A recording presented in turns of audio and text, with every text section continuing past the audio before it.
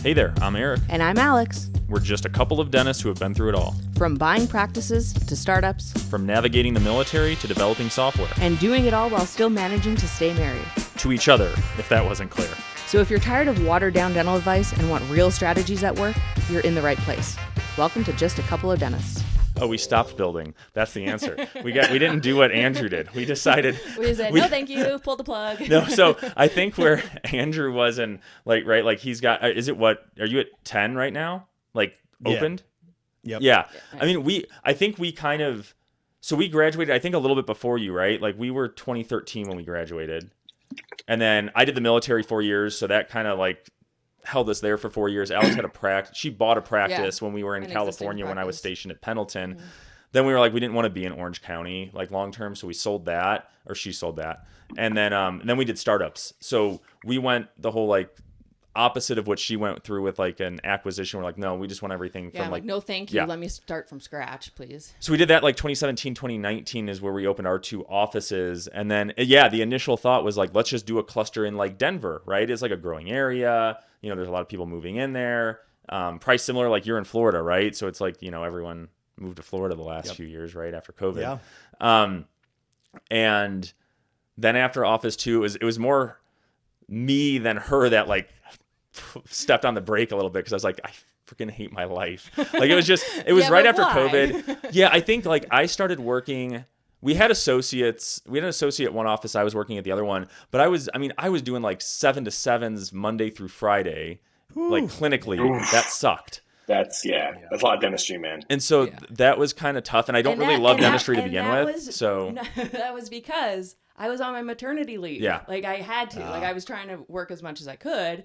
But at some point, I'm I physically can't do this. Yeah. So I'd rather work 7 to 7. Thanks for picking up the slack and then complaining about it all the time. That is true. But yeah, the plan was to have multiple offices, and I was going to come back and we had our systems that were I thought pretty good, and we were just going to replicate it. And Eric was I don't know if I want to do this kind of alone.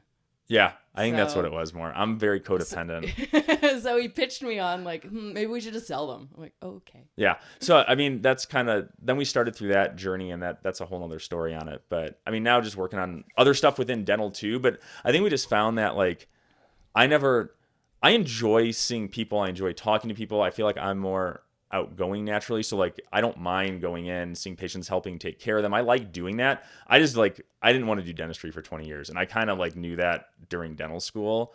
And so that was always a fun little challenge to deal with. But that was more mine. Yeah. But Alex wanted to be a big cosmetic dentist at first. Yeah. What about you, Andrew? A big Instagram cosmetic dentist. Yeah. Well, I feel guys, it makes sense because I enjoyed dentistry a lot more before I owned a practice. So when you're an associate and you're just doing the dentistry, I'm not saying that I was geeking out on it, but I enjoyed it enough. I had fun doing most of it. Once you own a practice and you're also dealing with especially if you're, a smaller practice, smaller group, you don't have a big leadership team. You're wearing all the hats. You're dealing with all the HR stress. You're dealing with the patient problem. When you're an associate, maybe you're dealing with the patient problem, she doesn't like the color of her crown. But when you own the practice and you don't have a big leadership team, you're also dealing with the money problems and, the complaints and the bad reviews and all that other stuff. I think it makes the dentistry less fun. I think it kind of makes you a little bit jaded sometimes. I always think if I went back as an associate, I'd probably enjoy the dentistry a lot more than I was enjoying it as a practicing owner at that point. So, yeah. Yeah, I think that was kind of my thing too a little bit. I enjoyed dentistry, but when not with the first office that I bought the acquisition, because I was just hell, but when I had my startup and had the systems the way that I wanted them and stuff like that, I really liked the business part of it. I was gosh, I kind of not the people, but the actual, let me crunch the numbers. Let me look at this. How can I tweak this cog and move this so that I can make more money and help, reduce overhead and all this stuff. And the dentistry was just it was there. It was I also had to do that, but it wasn't, I don't know, it was just okay, let me just not think about dentistry, and I'm going to think about something else while I'm prepping a tooth. Maybe that was me doing that to you too, coming home every day being like, I don't like doing this. And then you're like, okay, well, we got to pivot. I mean, that's at least you kind of drug her down with you a little bit. Yeah, I think I did a little bit. I mean, you destroyed Alex's love for cosmetic dentistry. I know. Like, I don't like this. I'm doing 7 to 7. And she's like, yeah, maybe we don't open 10 practices. So I have a question for you two. So, there's always these epiphany moments in different dentists' careers, right? Like they decide that maybe multi-practice ownership isn't for them, or like, they went down the implant path and they placed a few and they said, maybe I can't really handle this after I bought the CBCT and all the equipment, right? Like I've seen a lot of different things. What was the pivotal moment where the two of you kind of like, I think you each had your own individual moment where you're like, hey, listen, I don't think I want to do multi-practice. But is there a moment and like a feeling, like an indicator, and you guys were together like, yeah, we're not doing this multi-practice thing? And what was like, kind of like, what was that moment like? And what was the kind of thought process when you guys finally realized it? Like after that, how did you change the direction of the train? Yeah, so it's probably, that one's probably more for me because I'd still open a third right yeah, now I think I I think she probably would be more open to it than I would. I think I burned out with like those long hours, which kind of had to happen because it was like right around like after COVID happened and like we didn't have a choice, right? Like we didn't have an associate for a bit at one office, and so and it was like and so I was working like full time at one, half time at the other practice. You were like half time at the other practice too. We ended up getting an associate on, which was good. But I think like that part probably just burned me out because I did that for like 18 months, so that was a lot. And then I don't know, it was probably just a mix of little things. It's really funny. So like when we first started and go like our dental journey or whatever, I was always like, oh yeah, everyone on my team, they're going to become my best friend. I'm going to we're all going to get along so well. We're going to hang out and do stuff together. Alex, we got a new family, right? This is awesome. And she's like, just wait. Cause she's a little more like naturally, like you're more like skeptical of things, probably more like cynical, like humor, right? Like you're like, we'll call her a realist. Yeah. I think, and for me, like I'll go talk to people and be like, oh, a new best friend, right? Like that's just my personality more. So, I think I always struggled with the balance between like being a parent and a friend, right? Or being their boss and a friend, right? And that was always really tough. So I think for me, it hit harder when, I'd have an employee who, I worked with for like a year or two, and then all of a sudden they just like leave with no notice and don't contact you. And I'm like, what the hell? So like those bothered me more. And then I think eventually she was like, yeah, you'll just get used to it. And after like a couple of years, you just kind of get callous to it and you don't really like, now I don't really care anymore, but I did a lot at first. So I think that stuff kind of bugged me. So I don't know if, Matt, there was like a specific time. I think it was just an accumulation of a lot of things. And then I think at one point I don't know, unless you remember, Alex, I think I was just like, I don't enjoy doing this. Like this just is. So then we were like, okay, so what's the solution, right? In the grand scheme of things, it's not like running a dental practice is like the hardest thing in the world. No. Like I think if I could go back to, I think it was balancing both. Like, you said you've kind of stepped away a little bit, Andrew, from the like clinical piece of it. I've kind of thought too of like, if you're going to have multiple practices, like we have some buddies who have done 4 or 5 offices and they got out clinically. Right? Yep. That was their whole thing, is they turned into business hat only. And so I think if I were to go back and do it again, I would probably just go and say, I'm going to run the business, right? I'm not going to do any clinical, and I'm just going to focus on growing and building the practices. Cause I was constantly getting torn between the two. And it was like, all right, now for an hour, I have to focus on like the P&L, right? Which like I enjoy doing. I love doing that. Yeah, like you like numbers. Like I want to make sure too, like it's not like our practices like went to crap or anything. No. They were both pretty decent offices, right? But I would focus just solely on that. I think if I went back and was just doing that, then I'd probably be more open to it. I just wouldn't do any clinical. All of my buddies who built 4 or 5 practices, I asked them if they could go back, and this is like post-selling, what they would do, and they all said I would build 1 mega practice. So I wanted to get your thoughts on that. They were all like, and I do have a couple buddies who did 1 mega, like a $6-7 million practice, and their exit was good, right? Like really good. And then my buddies who all did like 5 practices, 6, and they sold. It was really hard to sell as a group because they had like, they had partnership models, they had all these things, and there was a lot to unwind. So it became really like muddied at the end. And then they also, there's also a challenge, I think, at some point on, keeping every practice at the same level, right? And how do you set that up, right? So maybe that would be a question on how you've done it is, as you've grown and built like 7, 8, 9, 10, how have you set things up so because you can't run 10 by yourself, right? You have to have a management team and do all that kind of stuff and have people in place who can do that. So yeah, how do you do that? And what are your thoughts? What would you still, I mean, you're still in the middle of it, but what are your thoughts on the one mega practice and multiple? No, I mean, I think there's a lot of good stuff to unpack. So last weekend I was at the Bulletproof Summit. I don't know if you guys are familiar with Spodak and Bolden, but Spodak has that giant mega practice down in Delray Beach, Florida. And Bolden has his group of Atlanta dental spas. I think he's got 6 in that group, and he's started a separate group where I think he's got maybe 8 or 9 practices now. So they're co-hosts of a podcast. They went 2 totally opposite routes, mega practice, group of practices. I feel like they both have advantages. I personally like even, maybe I'm biased, but like even looking back and talking to Spodak and hearing different stories, the advantage of doing the one giant group practice is like you can keep margins tighter because there's a lot of recurring costs that definitely. You save in that giant practice. The downside of doing that is you're banking on the same demographic to support the growth of this giant mega practice. So I like diversifying the demographics. I mean, at this point in time, we've got access to basically the patient population in Central South Florida. I mean, we, as we continue to expand our footprint, so I feel like it diversifies risk a little bit. I feel like it allows each practice to grow a little bit faster, a little bit easier, because you're not trying to, take 100% or 80% or whatever of one smaller demographic to fill this mega practice. So that's my take on the 2 models. But I mean, obviously there are people with these mega practices that have done extremely well. So. Yeah, because do all your practices, are they all like super GP practices? Like, are you guys doing implants, endo, all that kind of stuff?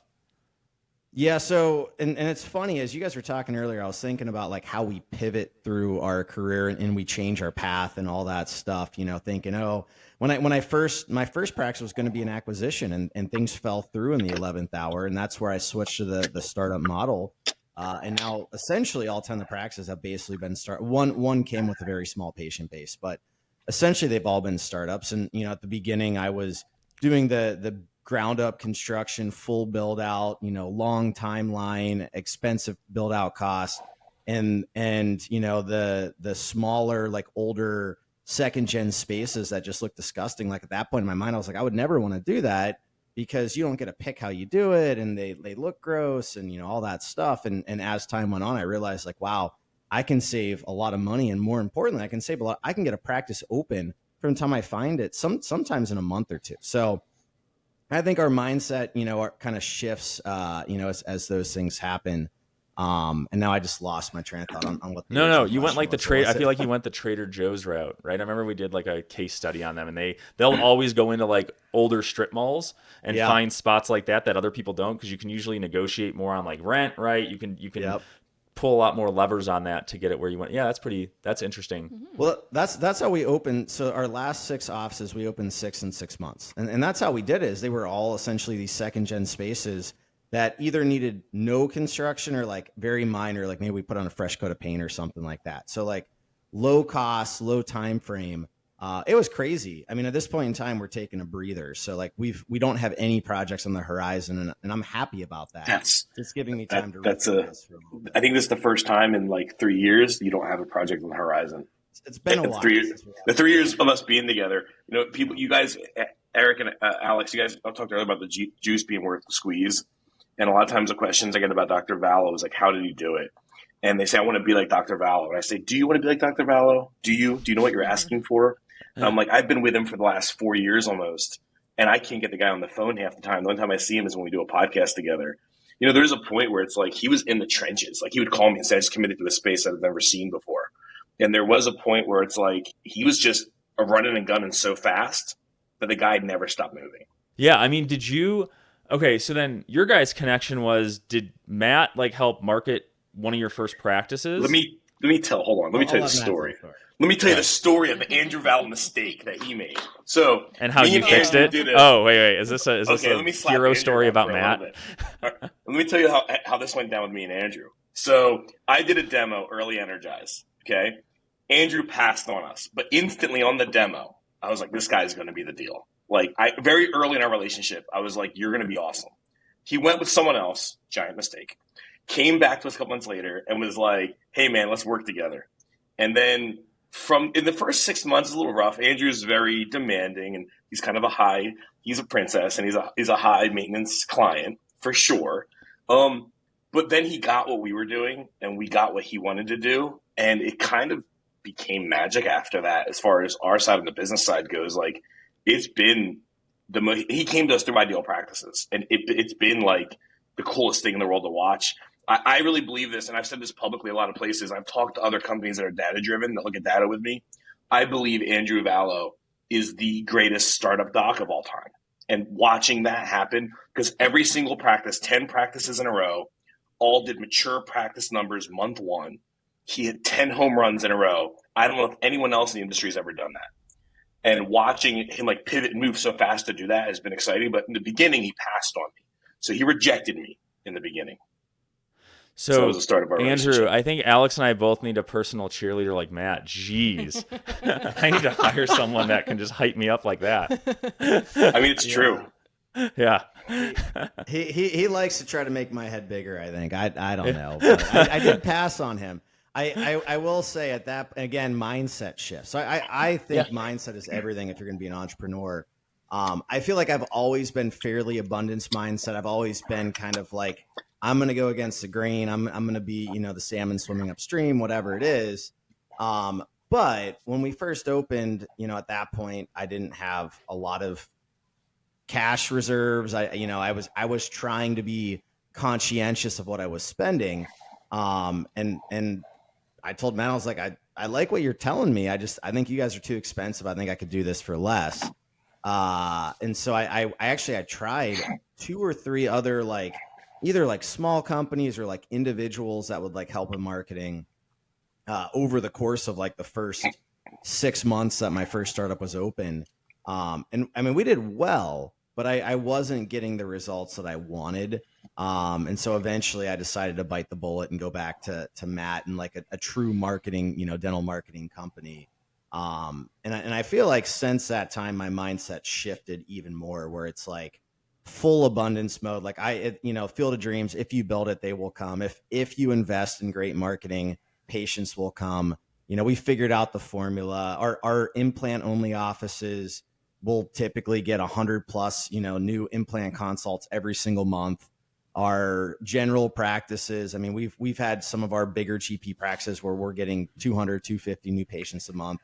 And so that's a conversation I'll have with other dentists who have startups and are struggling. It's every other business model in the world believes that marketing is key to success, especially if you're a small business, a startup business, that type of thing. But for some reason in dentistry, I feel like a lot of times you'll hear other, quote unquote experts in the industry talk about DIYing it and, just, hustle and ground market. And there's a particular dentist who I don't necessarily get along with who tries to shill this idea that $500 a month is all you need to spend on marketing and you can grow your practice enormously. Yeah, it's not going to happen. So I kind of obviously went the other direction with all that stuff. No, I mean, if you think about it, just with math too, right? If you're getting a positive return on it, then you keep on spending, right? Until you're not. That's my thought at least. And I know for us too, I think one of our epiphany moments where we were going against the grain, like you said, works,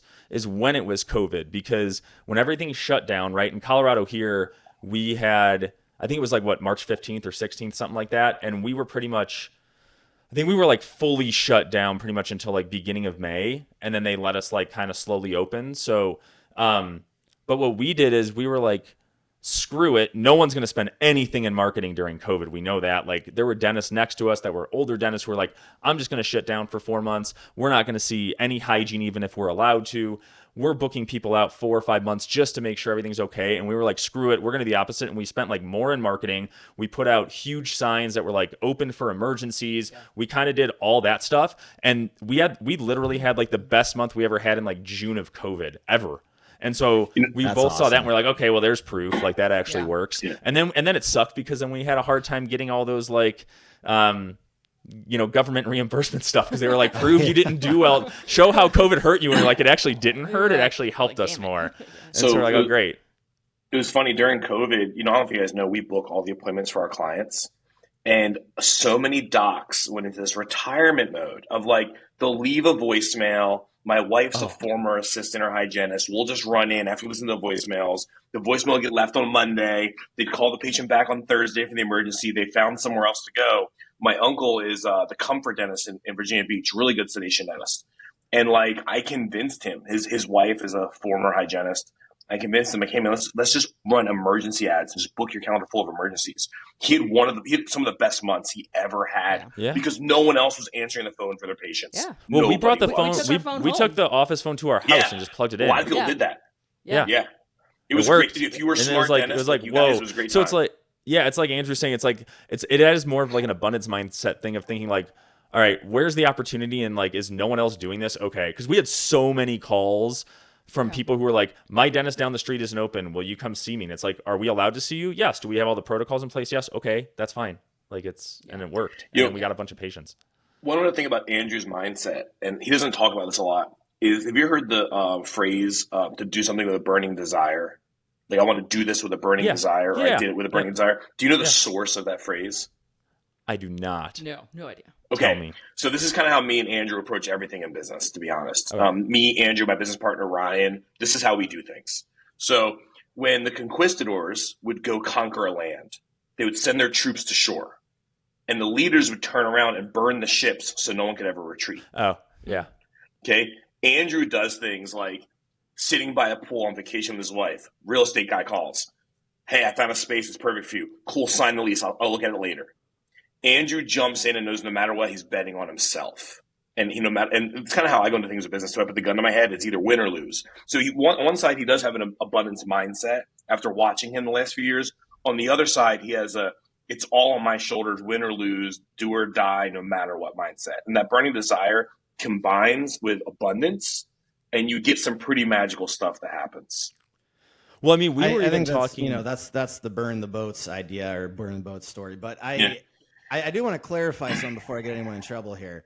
I do not sign leases and then look at them. Okay, later. You didn't sign, but you were like, I like it, I'll probably take it. You did. I make decisions pretty quickly, so I don't know if you guys ever took like the Colby test, but like I'm a 9 out of 10 quick start, and I'm very low on the fact finder, and that basically means when I see something, when I get an idea, I want to do it as quickly as possible. I want to do it yesterday. It presents a challenge sometimes with my leadership team because I'll be like, all right, guys, I've got this new idea.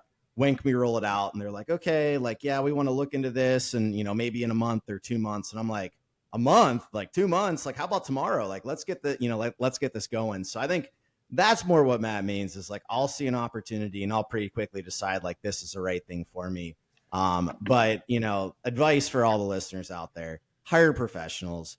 Don't DIY everything. Like, you think you're saving a few bucks, but in the long run, it's going to cost you so much. I have invested in great professionals throughout my ownership journey. I've had multiple coaches, mastermind groups, attorneys, CPAs, other consultants, like commercial real estate brokers. You want to have people on your side that actually know what they're doing. I'm dealing with my first lawsuit right now. It's a total joke. Honestly, it's ridiculous. But even though I know it's a joke, like I would never try to go out after it myself. Like that would be stupid. I hired a great attorney who actually has been on our podcast before. So he's helping me, navigate those waters as well. So definitely. Well, yeah, that's the same thing. Definitely hire professionals. That's so to piggyback on that too, I agree. Because even when we were going through like selling the practices, right? When I finally convinced Alex, like, let's just sell them. Yeah. We reached out to some of our friends who we were in like a small Facebook group, right? That kind of like similar, all startup docs around the same time. Lots of like really high achievers in that group. So it was a really cool group to be in. And some of them were like, yeah, dude, I'm getting burnt out too. I've got the next thing I want to work on. Like it's not having a bunch of practices that just, I don't want to do that. So we at first were like, okay, well, we can just do it ourselves. We don't need a broker, right? Like we'll just call like one huge DSO that everyone probably knows of and talk to them. So like I did that at first and we got numbers back and I was like, yeah, I mean, like I feel like I understand business pretty well. Like I have an MBA, so like I have a background in business, and I was able to read most of the stuff they said, but I was like, I'm also not like a PE guy, and like me going against like a DSO that has a whole team and 800 offices or whatever, like I'm probably going to lose that one, right?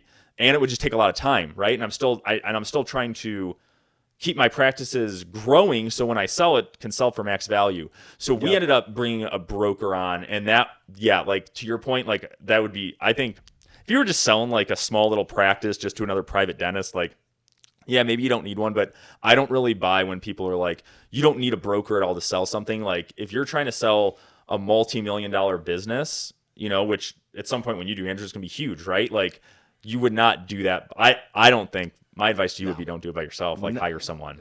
Never in a million years. Yeah.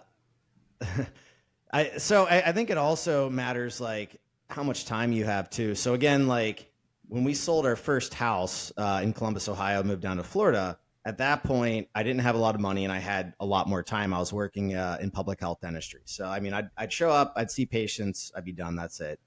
And at that point, I was like, I'm pretty smart. I could sell my own house. I don't need to have a realtor.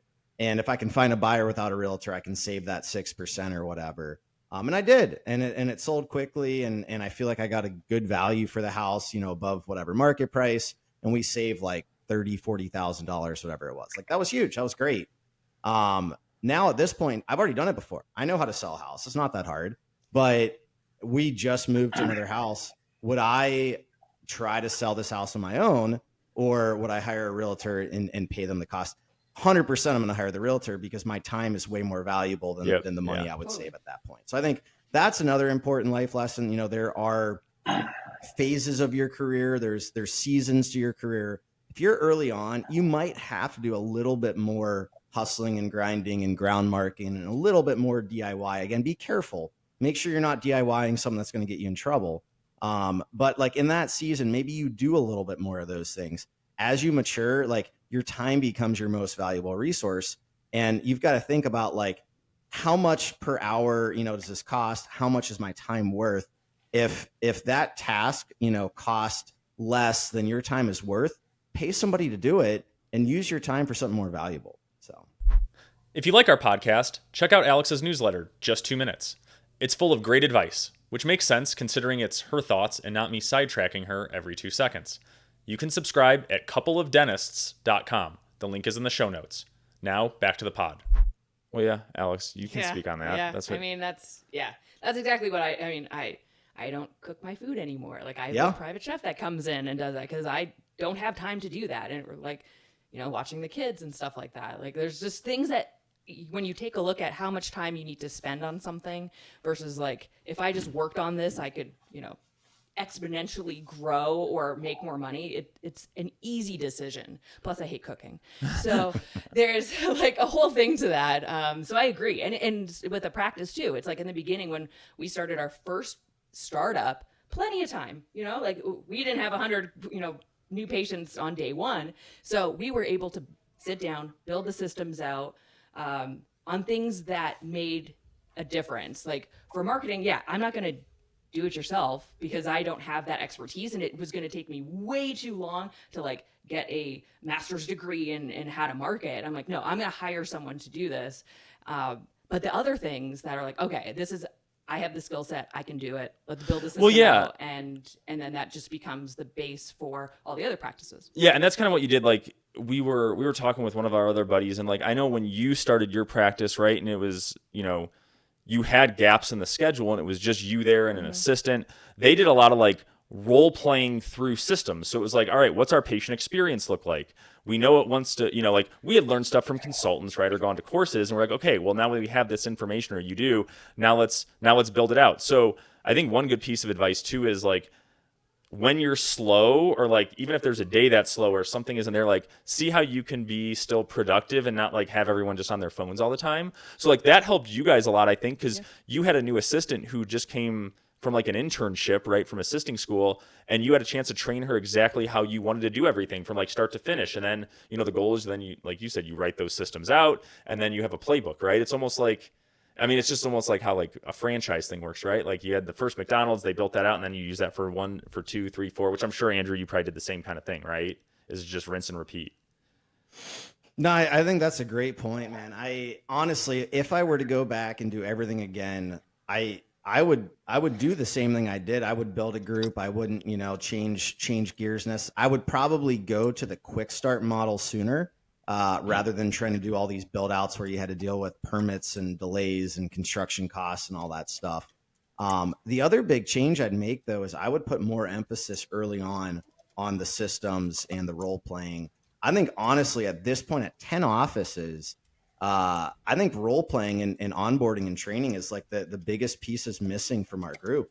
And it's because early on I was only focused on growth. I was only focused on new patient numbers and revenue and, KPI. Like I was focused on those things. I was not focused on building out systems, or like maybe I had rudimentary systems that we, built out for the very first office when it was small, but then like I wasn't keeping up with them like I should. And so the last year or so, we've really shifted emphasis back to systems, especially now that I've got a leadership team here helping me. But so I was at this Bulletproof Summit with my COO, my CFO, and like one of the conversations we had is like, I think we really need to put even more emphasis on role playing, training, onboarding, because some of the things we were hearing were like, yeah, like we're a fairly decent sized group, and like we're not doing these things as well as we should at this point. So.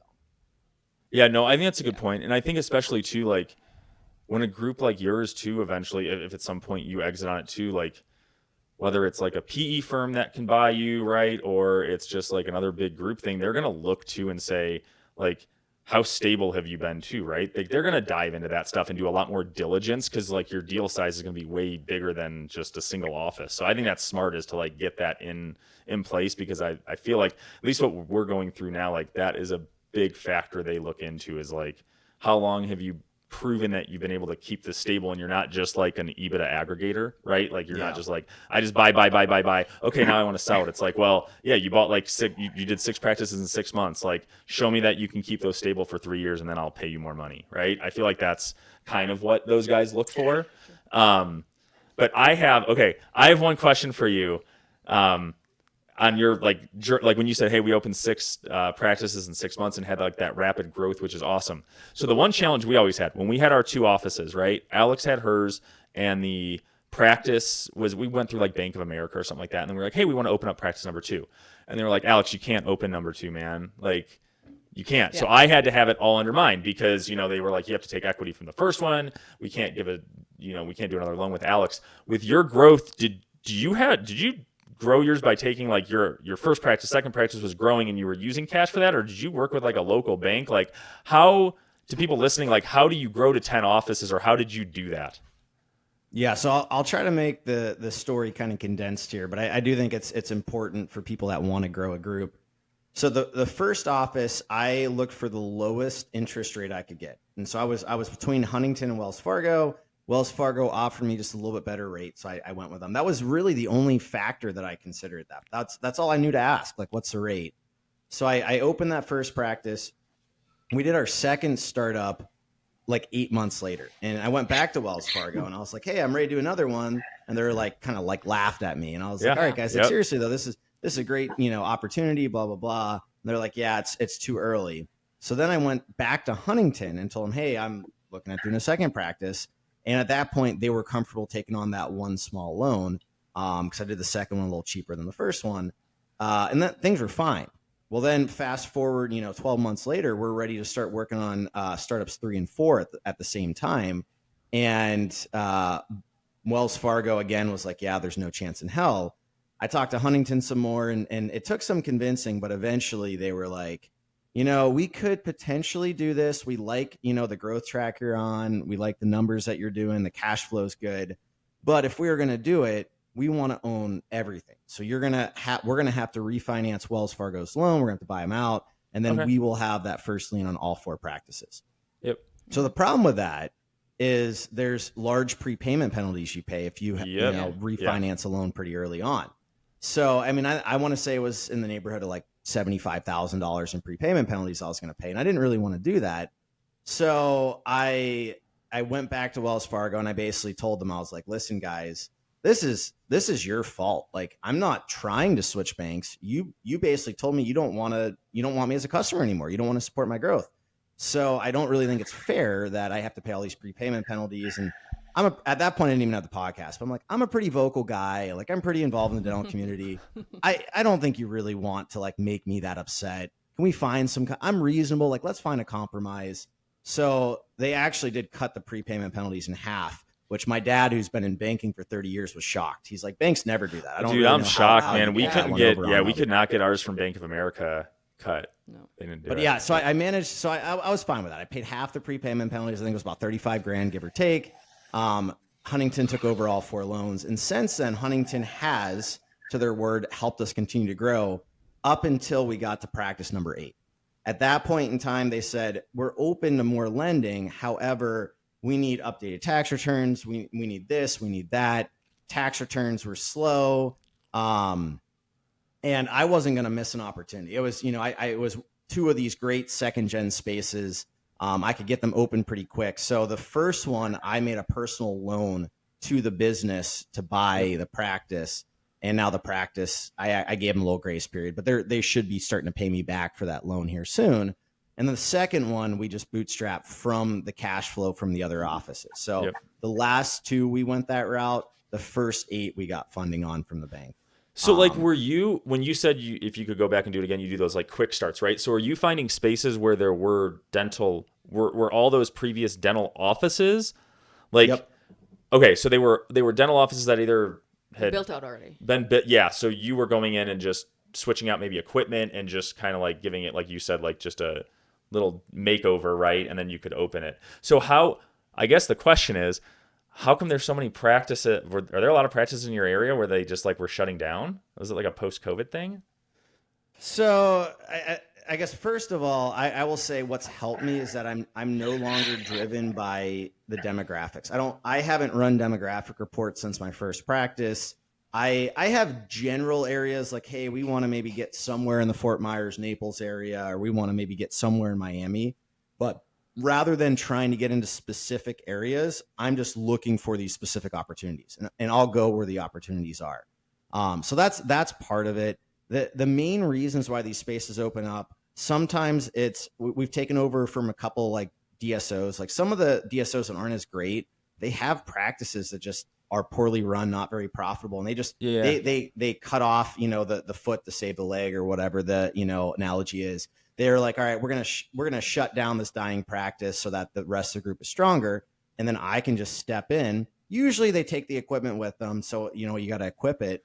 But most of the time, the space is built out, and often it's in cosmetically pretty good shape. So like, there's been a lot where I have had to do like nothing or very, very little as far as cosmetic like my cosmetic upgrades is I'll go get some like nicer, more modern furniture from Wayfair and put that in there. Yeah. Maybe I'll get like $1,000 chandelier as a centerpiece. Like, I'll spend a little bit of money on things that like catch people's attention, but like, I won't go do new floors, new paint. There's no plumbing to do. There's no electrical to do. So that saves you a heck of a lot of money and a lot of time for sure. The other things that happen, we've had 2 times where the dentist moved across the street to a bigger building because they outgrew their space. And so the one, we just took over the vacant space. We did do a little bit of remodel there. The other one, the dentist actually left they sold us all their equipment for like $99,000. So we got, I think it was 4 or 5 rooms full of, dental chairs and delivery units and assistant stools and doctor stools and handpiece. Like, they basically left everything behind because they wanted to start fresh with all brand new matching stuff at their new bigger practice. So that was a good opportunity. I've had dentists basically abandon a space because they unfortunately weren't paying their bills, and they had put like a lien on their equipment, and basically they weren't paying their rent, so they were essentially evicted. So I've had, unfortunately, like that situation come up. But there's a lot of different reasons why these spaces come available. Your best bet if you're looking for something like this is like, make a good relationship with the dental practice brokers and let them know that this is what you're looking for, because they'll love you. Most people don't want this. So if you tell them like, hey, I'm looking for like an abandoned dental practice space, because typically either you want to buy a strong practice with existing patients, or you want to do a startup and you want to do it your way. You want to do the build out and all that stuff. There's not a lot of dentists that think about it in this regard. So like they often have trouble finding people to come in and sign these leases and take over these spaces. So practice broker and then commercial real estate broker is the other one, because they're just looking for someone to come in and sign the lease on the space there. Yep. Yeah, that definitely helps. Like we've gotten to know our commercial real estate, like the local guy around here, and that helps a lot. And yeah, you're right. I mean, people look at that and they don't get want to. Scared. They go like, oh, it failed or something. It's probably because there's not enough patients around. So like, why would I take that on? I don't have some special sauce or whatever. It's like, oh, I don't want to fail. So yeah, that's good that you've been able to. I think there's some market conditions that were happening over the last 5 years that have allowed for this. I think, there was a point in time where if you had like you and 6 buddies in an area, you could duct tape your practices together and sell it to a peg for a multiple, because they didn't really have the understanding yet. It was getting paid high. And then I think we saw this in Houston. We have a lot of practices in Houston, and there was a DSO down there. I won't say their name, and they tried to grow real rapidly. And all of a sudden there's all these spaces they're paying rent on where the doors are locked. And I think that dumb peg money early has created some opportunities now. I think some docs are kind of scared of it because they see, like you said, they see the space and they're like, well, if they couldn't make it work as a peg with all these resources, how can I do it? And the reality is they just went too fast, didn't know what they were doing. And there are some awesome opportunities there. I had a doc in Tennessee who called me. He had one practice with us, went to open number 2. And he said, Matt, I have an opportunity to practice. It's a former DSO location. They shut it down a year ago. They're paying rent on it. They're on a 4-year. They have 4 years left in their lease, I think. He said there's a CBCT in there. There's chairs, everything. I can get it for $150. What do I do? And it was like in Knoxville or somewhere good. I was like, you say yes. He said, well, if they couldn't do it, what makes you think I could? I was like, it's not that the market was bad, isn't why they couldn't do it. It's really weird. Like there's all these metrics, like 99% of small businesses fail. Logos and equipment and chairs and CVCs, T's don't fail. People fail, right? I think it has nothing to do with the market, and docs kind of put that on there, like put this fear on there of like, well, what if that's just a bad market? There's people with teeth everywhere. Just because that's vacant and is a shell of a practice doesn't mean that you can't rejuvenize it and make it awesome. And I think you're getting it way cheaper too, probably, I would think, Andrew, like, because I mean, our startups, like even when we did them, 6 years ago, I mean, it was $500,000-$600,000. I mean, we're in Denver, so it's stuff is expensive there, but I would imagine you can probably get those practices pretty like cheaply if you're just taking over an abandoned space. So that's kind of nice. Yeah, our last 6 offices, total cost to open has ranged kind of between like 150 and 250. So much more and much faster timelines. You guys want to hear something crazy? So office number 10. That was our cheapest office we've ever done.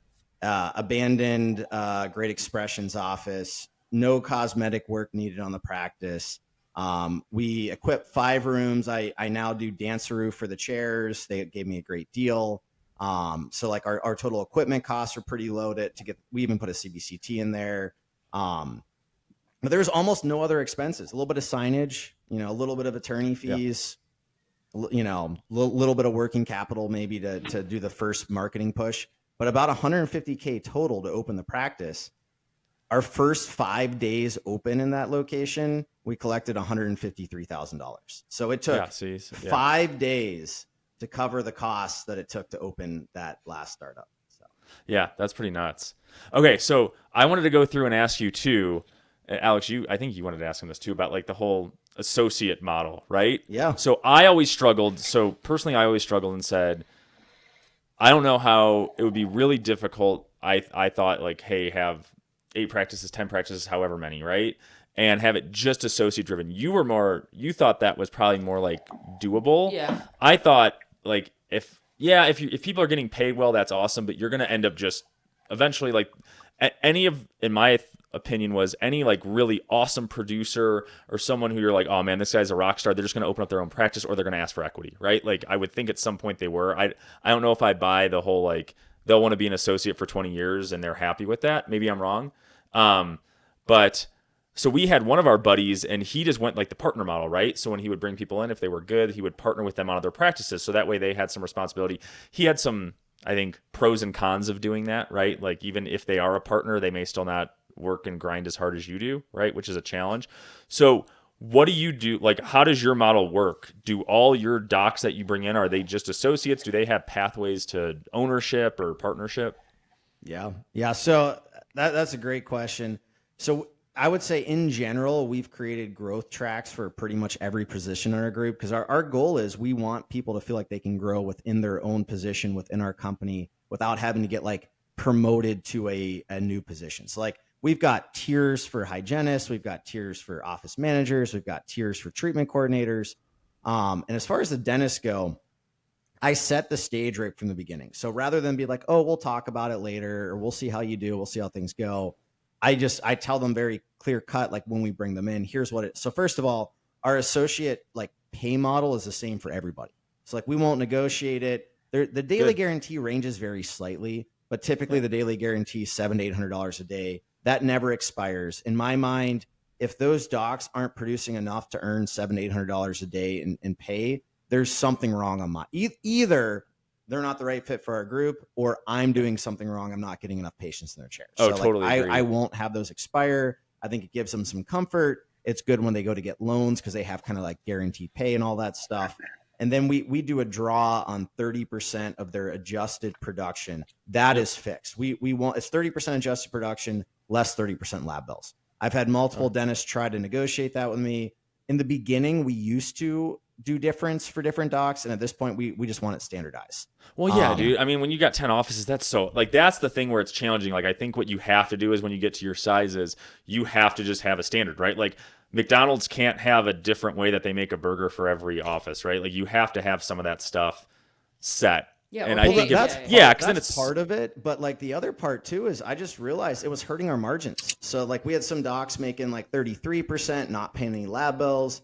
And I realized like I spend so much money on marketing, I'm going to give them the opportunity to earn way more money at 30%, less 30% lab bills in our group than they could earn at 33 or 35% at almost any other office. Like that's my argument to them is like, listen, I'm going to feed you the patients. If you're a productive dentist, you're going to we have this year, we will have multiple, when I say multiple, probably at least 5 of our docs make over $500,000 this year on a 4-day work week as an associate with no other responsibilities, making 30% of adjusted production less their lab bills. So the compensation's definitely there if they have the right mindset. But the other thing that we do, if a doc goes into one of our all of our startups are associate driven. So I have never worked in any practice besides our flagship. And even that one I got out of the chair almost a year ago now. So all of our startups totally associate driven from day one. We've got associates kind of run the show there. And if they go into a startup practice, after 1 year, they're gifted 5% of equity in that office. So basically it's like, hey, you earn a little piece of the pie, sweat equity. You help us build this from day one. And hopefully you made great money along the way too that year. But now you're an equity owner in the practice. At that 1 year mark, they also have the opportunity to purchase up to an additional 20% of that practice. So they can own 25% of the practice they work in. They don't have to buy any. They could buy 10%. They could buy 15%. So like it's totally up to them and what they want to do. Sometimes we've had a handful of docs now hit that kind of earned equity.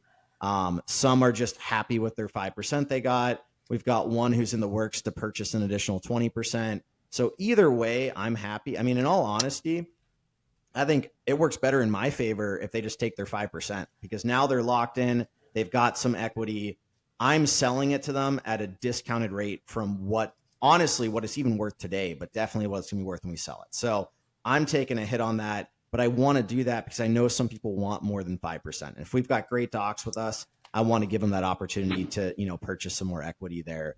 The stipulations are, we both have to decide it's a good fit. So at the end of that 1 year, and I always tell them too, like, listen, if it's not a good fit, we're probably going to know before the end of that 1 year. It's not going to be like, the year's up. You know what? I don't think this is a good fit. So we're probably going to know before that fact.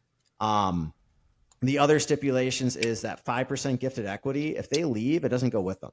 So if they're like, hey, I want to go to do my own thing, I want to cash out the 5%. It's like, well, okay, you're leaving that on the table. So that yeah, was it's more like gift. phantom equity, You right? only Like get it's that just equity yeah. if you stick around. Yeah. Well, I'm sorry, what did you say? It's more just like phantom equity, right? Like you're just giving them profit distributions on. Like I guess if they stay and you sold, then they can convert that 5%. Is that how that works? Yeah, I mean, honestly, it is true equity, but the way that the agreement's written up is that it is sweat equity, and that they forfeit that equity if they leave.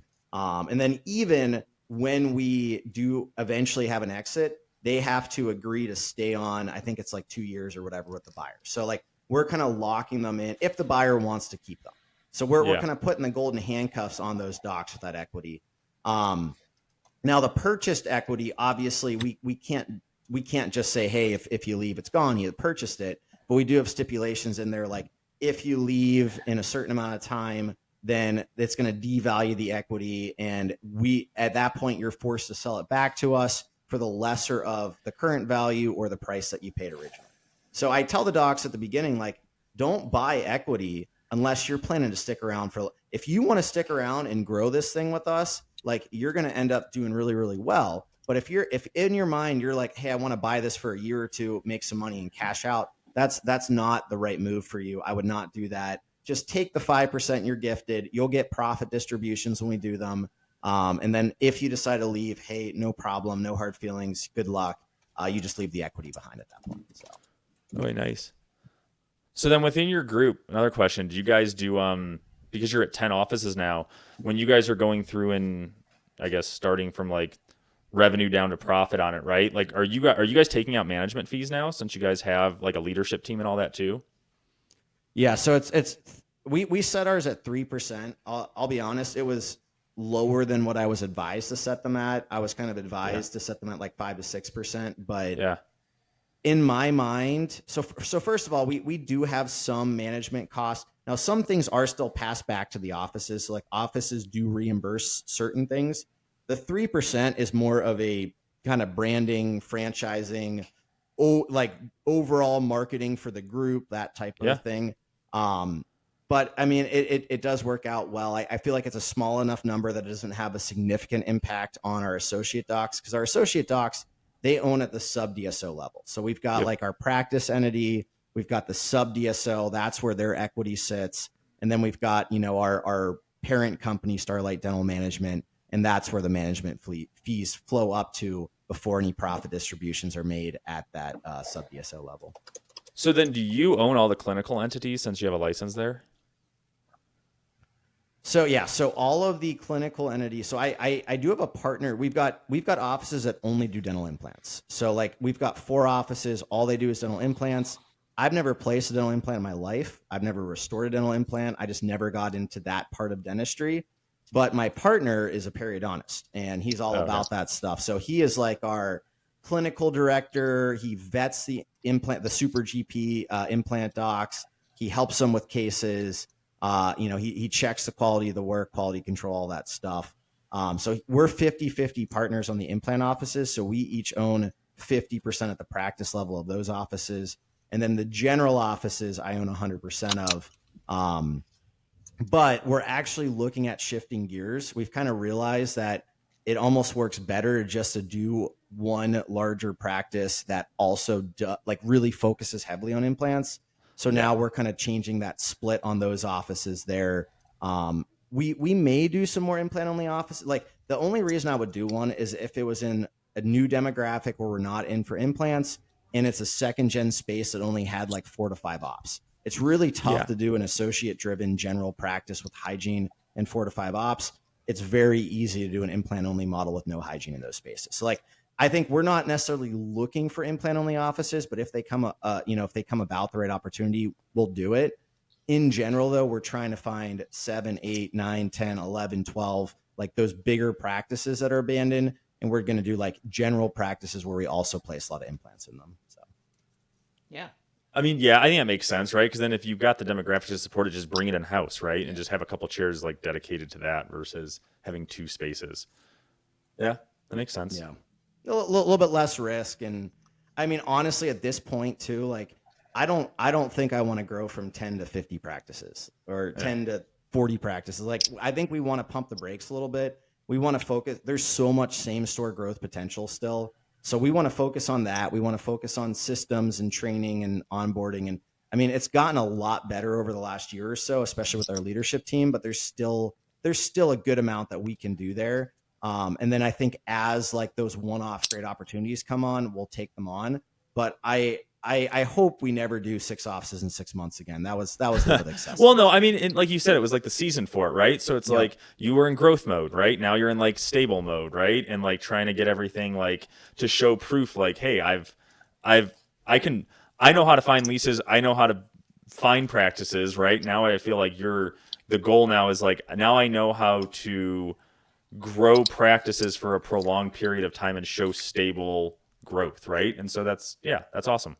Well, and I've been telling my wife for the last 4 years that I'm in growth mode and that, hey, pretty soon things are going to calm down. So I think I can only say that. Just give me I can only say that so many times. So You've used up all those already. Yeah, that's funny. Too, but I did have a question for you guys. So what does your daily life look like now? I imagine, you guys still have to be involved in some way in the practices that you sold to, what is it, a DSO or private equity that bought your DSO? DSO, okay. DSO. Still some involvement, I imagine, in the practices there. Yeah, I can go through all of that. So Alex, luckily, I retired. Yeah. So nice. The nice thing is, okay. And the good thing is that because I was out of practice for like the year and a half or a year before the DSO bought the practices, I wasn't on like their radar pretty much. Yep. Like I was so far removed already that I wasn't tied into the sale of it. Nice. Yeah, and then I'll go through and explain it. I'll just mansplain this, right? Sure. Alex? Okay. So what happened? So yeah. So basically, we found out, right, when you're selling your practices, right, they'll value you like almost everything is on like your trailing 12 months, right, or your TTM. So when they're deciding like, if I was a dentist and I was like, hey, I'm gonna sell, right, or like when Andrew's like, hey, we're gonna sell, and if he's like, I don't want to do any clinical and I just want to manage. Our friends who did that same route, they just made sure they weren't clinical for 12 months prior to the sale date because the DSO or PE group is going to look and say, okay, 12 months you haven't worked there and you're still showing that the practice is stable. I think that's good enough to say like, we don't need you there clinically, right? You've proven the model that it works without you. So because when we had our second kid, it had been, like a year and a half since then, and then we sold. I had asked them at first, of course, they were like, hey, does Alex want to be on this contract? And we're like, no, I don't. Like, why would you tie someone to it if they didn't have to be there? So we're like, no, just put it all on me. Even though like she had the practice loan for the first one and I had it for the second one, I just kind of assumed both of the practices and then it just stayed on me that way. That way you have more optionality and flexibility. If Alex wants to go do something again in a bit, she can. And she's not tied to something that she wasn't really a part of. She's still a part of it, but like she wasn't doing any management or clinical stuff, right? So it's like you try to avoid the golden handcuffs when you can, right? If you can. And so what we then did too is, sorry, I get excited about this stuff because I really enjoyed the process of like selling. It was fun. And then so everything was based on that last trailing 12 months. Like we planned, and I wish if I could go back again, we probably would have planned like 18 months prior to when we knew we were going to sell on like, what are things that like, do we need a CBCT machine? Like, do we need like a new chair here? If we get that, is that going to make our value go higher? Or is the DSO going to be like, well, thanks for the new chair. Right. So it's deciding and learning beforehand. Well, it's because we did an expansion on my office like right before. So we kind of like, go through and decide like, if you're going to sell, then I'd say 18 months out, start to plan ahead, right? Like maybe talk to like some brokers, get like a practice valuation so you kind of know. Start to talk to people, like you said, who are experts who have done this a bunch of times. And then that way when you're trying to make a decision and saying, do I get this machine? Do I get this? Do I get this? It's like yes or no, right? Is it going to add value? It's kind of like when you're selling your house, right? You wouldn't go ahead and like remodel. You wouldn't remodel like your whole kitchen to the new stuff you liked if your kitchen was still pretty nice, right? If it's not going to add value. So I think it's learning how to do that stuff. And then just really focusing in on growth. And then I totally forgot your question because I just went off on a tangent. What is your our daily life? Yeah. So daily life. role in Okay. business? So then, that ties into it. So they made us, they looked at, and they pretty much said like, how much have you worked clinically the last year? Like how many hours are you working clinically and how much are you working on the business? And you guesstimate, right? And so I was like, about like 20 hours a week clinical probably. And then the other 2020 was, I just based it on 40 hours, right? And, how much vacation do you take, all that kind of stuff. And they're pretty like loose with it, right? Just show them a report. So they pretty much have you sign like an employment contract, and then you have your other contract that's related more to like your equity, right? So that's where they're like, hey, it's a 5-year employment contract, or it's a 3-year or 4-year, whatever. Some will negotiate, some won't. That piece is like, how much are you going to work for how long? Kind of like what you were saying, Andrew, with like your associates that are bought in, they have to do like 2 years after you sold. That's kind of what they're doing here. I haven't seen anything less than 3 years, even if you're not clinical. Like all my friends that were non-clinical still had to at least do 3 years in the same role that they were currently in, right? So I still have responsibilities at the practice. I feel like my responsibility is more to maintain growth and make sure that production's fine. I think when you come in and now you're the minority partner in something and the DSO or P group is majority owner, like they control expenses. Like you have to know that going into it. Like they get to do what they want, right? And so because of that, I feel like my job should be more, I'm at the practice, I'm still a minority owner, I'm a dentist, sometimes clinically, sometimes I'm running the practice. I'll focus on making sure the patients are having a good experience, our reviews are good, all the stuff in-house. They need to make sure that they're controlling expenses, right? And I think that's where some dentists kind of get, and some DSOs struggle a little bit, is they don't really define who's supposed to do what, and some are good at it and some are really crappy at it, and they put it back on you all the time, right? And you're like, well, like, and they don't want to have that conversation on who controls what. So I think that's like one challenge within the space, but I feel like as a dentist, our job should be post-sale to be like, let's keep the practice going. But like you guys, your expertise is supposed to be group buying discounts, right? You guys can get us this deal better. You can do that. So you make our profit margin better. We'll continue to grow. So did you not sell 100% of the practice? You said you still are no, and you can't. I don't know any DSO that'll let you with the DSO, yeah. With the DSO, yeah. Then maybe if they bought you 100%, there'll be a huge earnout where they'll say, we'll buy 100%, we'll pay you 60% in cash now, and over the next 3 years, if you hit these metrics, we'll continue to buy out your 10% over and over. But I had no interest in some type of earnout. I think that's kind of crap in my opinion.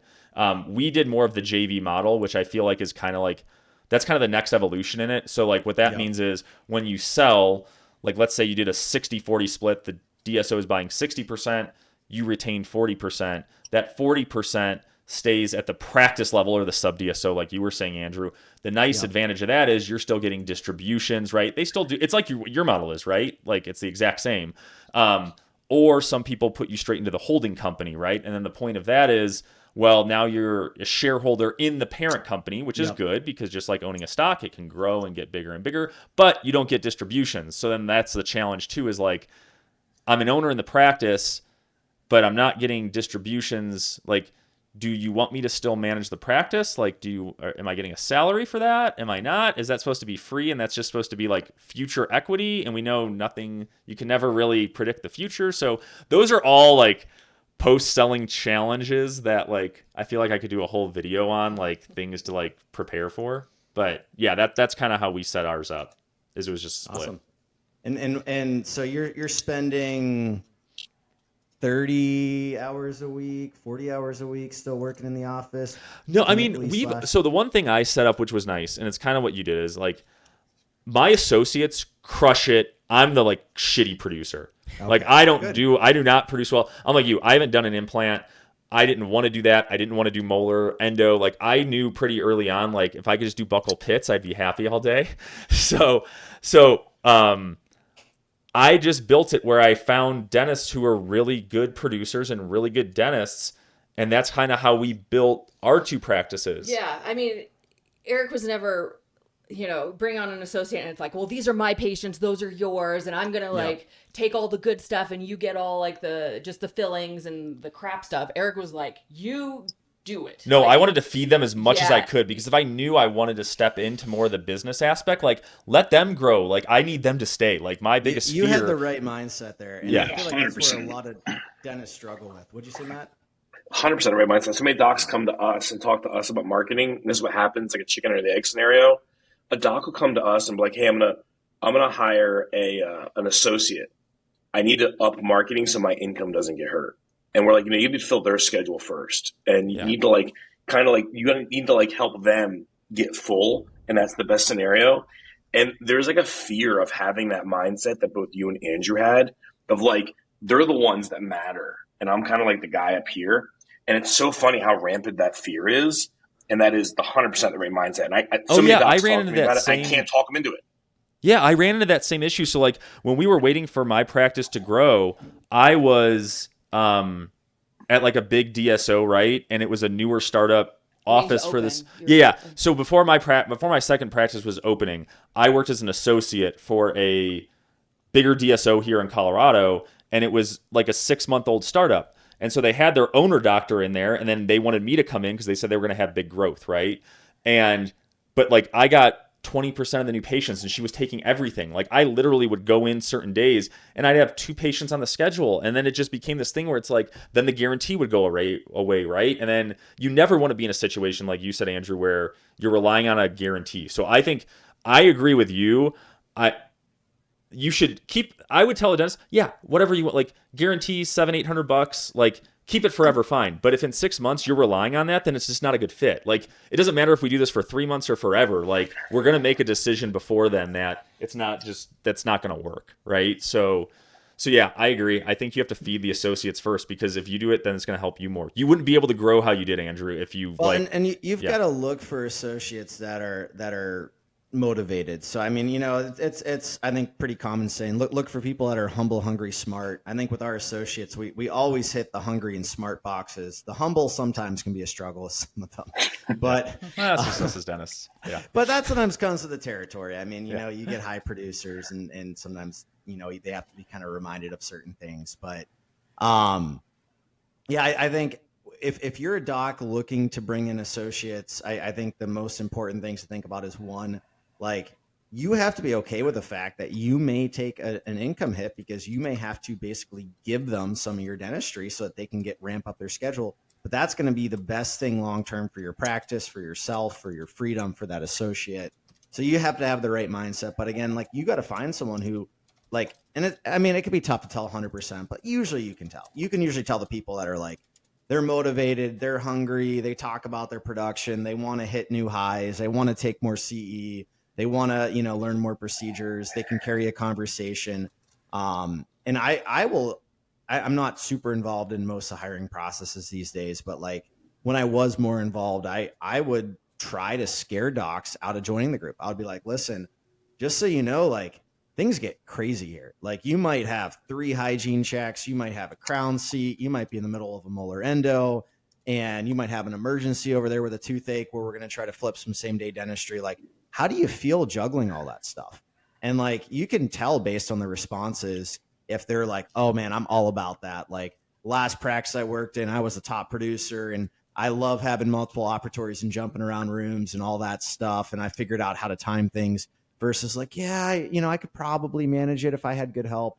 So, I mean, like I would literally try to set the scene that like our office isn't right for everybody. If you don't have the right mindset and you're not able to handle kind of the stress of a lot of different things happening at one time and be able to figure out like which direction to go, then this probably isn't the right fit for you. And I would have dentists that would be like, hey, like, thanks for sharing that. I don't think this is the right fit. And like, that was the best thing for both of us at that point in time. So I think that's smart. I mean, it's the same thing we started to do with, even with patients, right? Like, you know how much it changed when I went from saying like to patients, oh, we just prepped your crown. Your temporary is going to be so great. It's never going to hurt. Like there's no issues, right? Versus just telling them you're in a temporary. It's going to suck. It's not as smooth as the other one. It's probably going to hurt more. If you at first were like, my tooth doesn't hurt and now it hurts now, there's a reason why it won't be like that once the crown is done. But like, I feel like you said, you're almost scaring them into stuff or telling them these are the worst case, not even worst case, right? I guess it's good in your scenario because they're going to make a lot of money,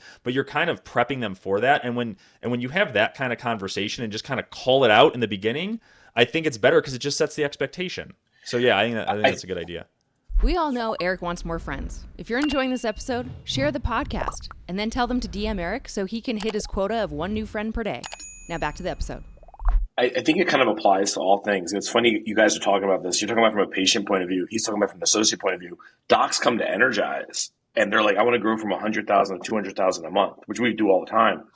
And, we have, during our process in our onboarding and our interview with them, we're like, are you ready for that? Like, what do you mean? Well, our job is to cause maximum stress and discomfort in the practice. The only way you get the kind of growth is massively, like your staff is going to be stressed out. They're going to be coming to you. We're going to double their workload. You have to understand we're going to create a lot of stress and discomfort for you through that growth. And that discomfort is going to lead to your goal. And docs all the time are like, can we do it and have it not be as stressful? They say these things like, they're like, or they say like, you're the first marketer to tell us that. And it's like, yeah, because I don't want to get 3 months into this relationship. I'm filling your chair full of implants and really complicated cases. Everyone's working their butt off. You're having all kinds of problems. You haven't built the systems and processes to get there. And the reality is you can't prep to be there. You have to go through it to figure out what's broken and how to fix it. And I think in all areas, like you have to set the reality expectation of this is what the real experience is going to be. It's not going to be rose-colored glasses. It's not going to be awesome. And a lot of people, I feel like if you're brave enough to do that, like you guys are with patients, like Andrew is with an associate, you end up having a way more successful relationship going forward with whatever that element is. Where a lot of people are like scared of missing the opportunity of like, I need to get an associate, and they try to paint this perfect picture. And then the associate gets in there and this isn't what it is. Right. Yeah. And it's like with most of my competitors in marketing, like, oh, we're going to find your ideal patient and we're going to make you a visual storyteller. I'm like, no, we're going to jam patients down your throat and we're going to find out how your practice breaks and we're going to make it better and you're going to hit your goals. Yeah. And there's no stress, there's no growth either personally or improvement or in your oral health or anything without some level of stress and discomfort. I think all three of us are brave enough to say it.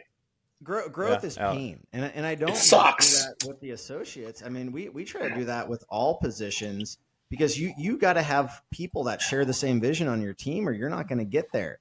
Like we hired our regional manager a couple months ago, and during the application interview process, we told them like, this is a demanding role. You're gonna be the sole regional manager for a 9, soon to be 10 dental office group. You're gonna have to drive all over Florida, to different offices. Your typical work week, the expectation it's going to be 50 to 60 hours a week that you're working. There's going to be some evenings, some weekends. So like, does this fit in your life? So, if we would have went in and not told them all this stuff and hired someone, they would have been like, this job's crazy. This is way more than I expect. It's like, you have to go in and set clear. And that's something I've gotten better at. And I'm still every day working to be a better leader because I didn't go to business school. I didn't take courses on leadership, going through dental school or undergrad.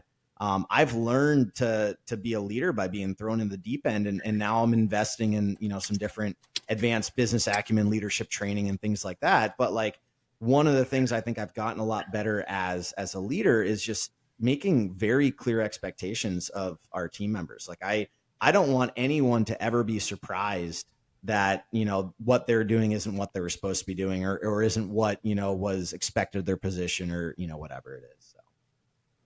Yeah, I know hiring is such a pain in the ass, but I think, having clear expectations and also coming up, like, I wasn't very good at this either. In the beginning, it was like, oh, you're so nice. And like, yeah, you kind of fit the bill. Let's continue. Yep. And then you have these hard conversations afterwards about like, how did they get a raise? How did they get promoted?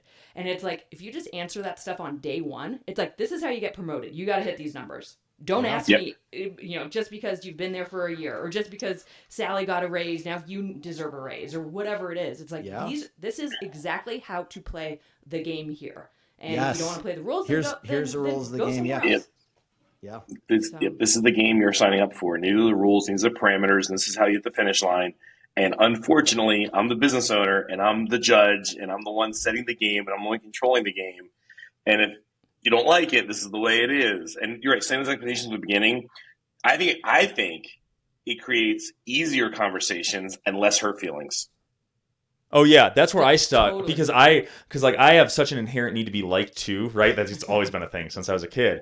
And so I would do more of the thing where it was, oh yeah, it's going to be nice, everything's going to be great. And then I'd have to have all these conversations. And then some staff would say is like, well, like, why are you being like this now, right? You were so nice before with this or this, and I was trying to say everything was great, and it's like, but you're not doing this, and then you just don't get respect, right? Like, I think the difference between Alex and I is I always, I get walked over a lot easier than she does, right? Like, people probably always feared you more than they did me, right? Which isn't a good thing, right? Like that took me though years to learn because if you're balancing, like for anyone listening to, like, especially like younger dentists, if you're balancing with that, like, oh, but I still want to work somewhere and I want everyone to like me and do that. Like, that's how I was. Like, that's good to an extent, but like, it is more important for people to respect you. And if your job as the business owner is to help the other person either grow financially too, and I mean, somewhat personally, right? Like, you're not there to like, that's the challenge I had, is if someone had like a personal struggle, like I think it's our job to be there as like support, but like I'm not there to fix their problems. And I think I always wanted to try to do that too and be everything to everyone. And it's like, that isn't my role. If I'm focusing my energy on that, then I'm probably not focusing my energy on making sure that they're growing, from the business perspective. And if I could go back to, I would probably just not be harder with it, but just be a little more direct and say, this is how I'm going to help support you. I'm going to do it from this way. I understand other stuff is going on, but like, I can't be everything to everyone.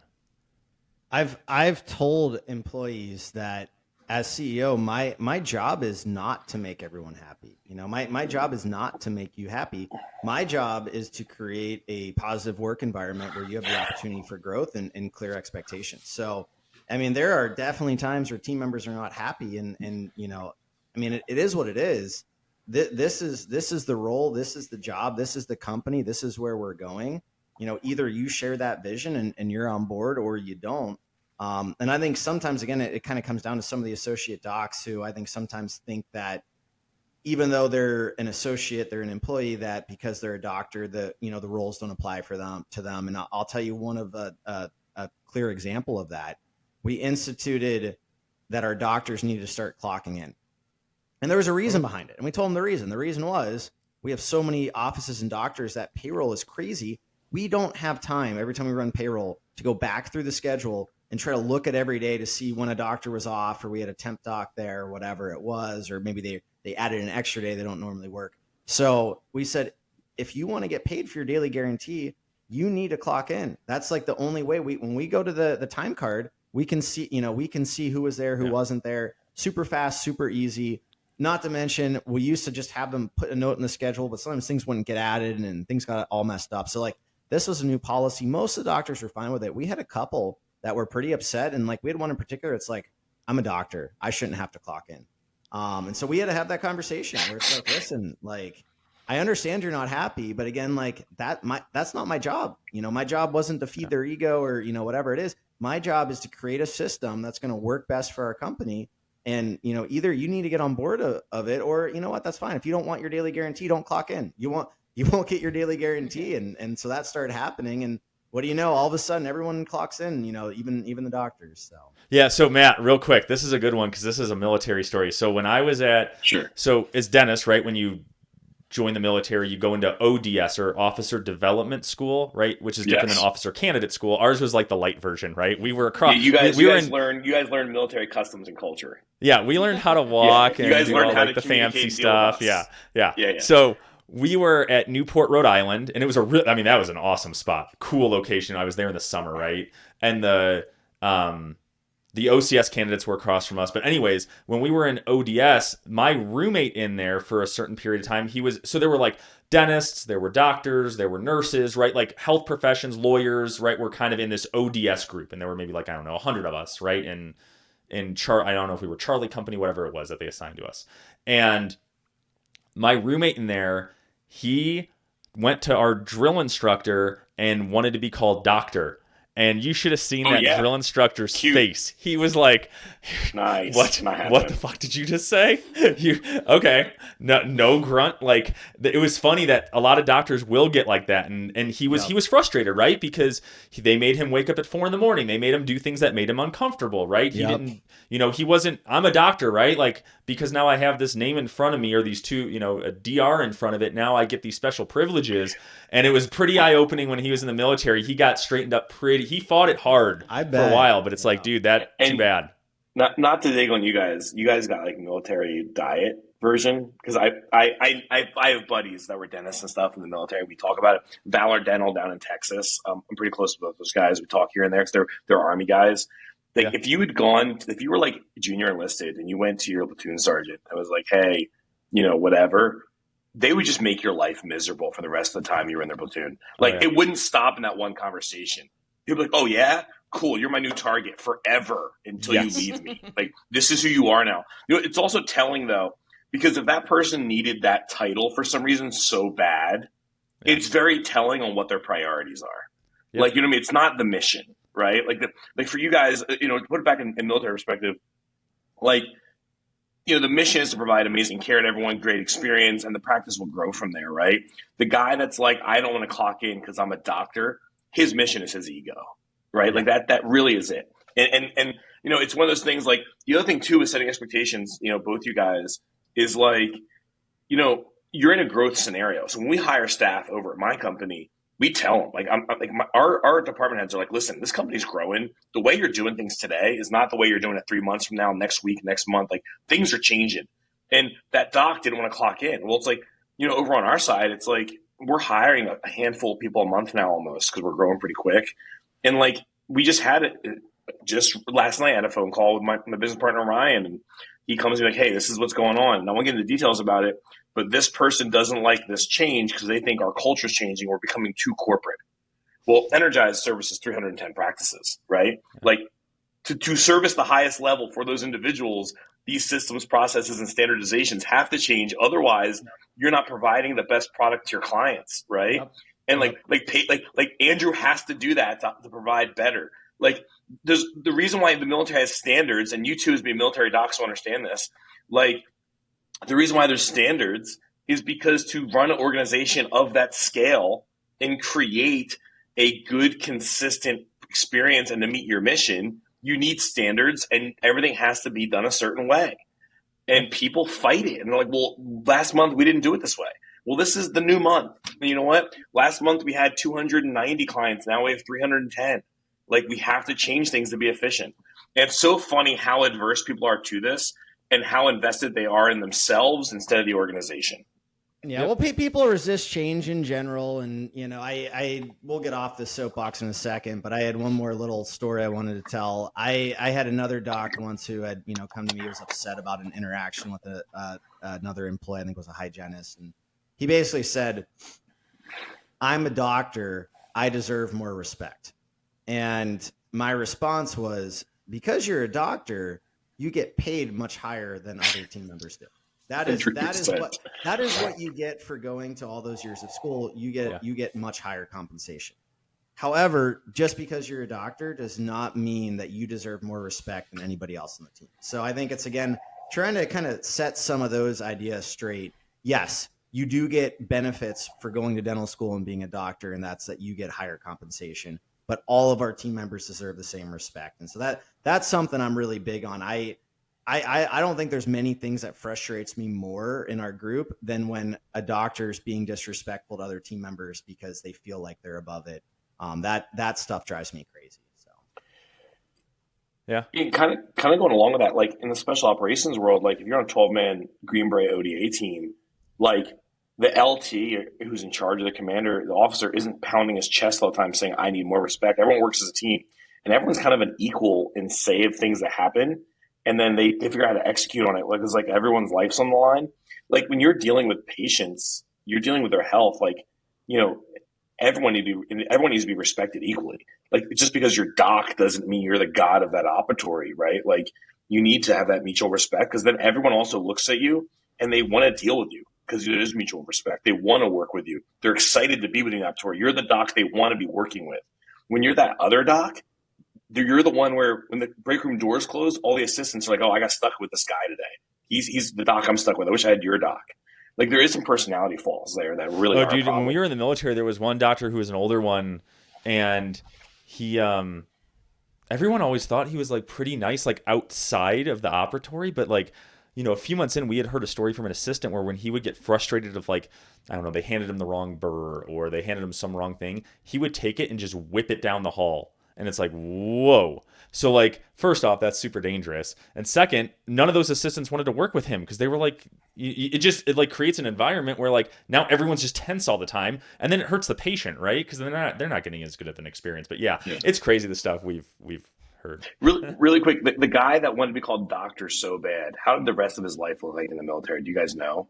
No, so I was only with him at ODS. I actually, like, asked our drill instructor because he had created such a toxic environment with everyone else in there that I was kind of getting like tagged along because I was his roommate.